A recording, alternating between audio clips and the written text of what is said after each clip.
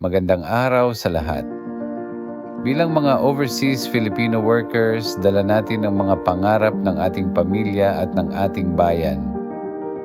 Sa kabila ng mga hamon at sakripisyo, patuloy tayong lumalaban at nagtatrabaho ng buong puso para sa mas magandang kinabukasan.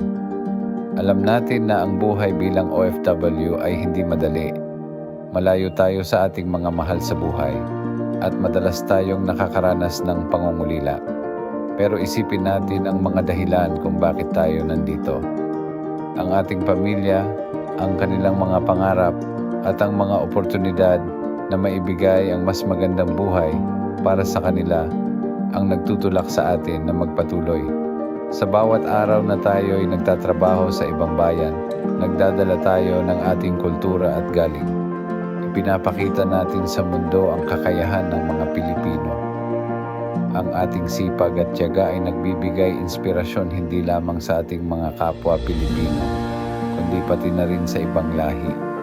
Huwag tayong mawalan ng pag-asa sa gitna ng mga pagsubok. Sa bawat hirap na ating dinaranas, may mga aral tayong natutunan. Ang mga ito ang magiging pundasyon ng ating lakas at tapang.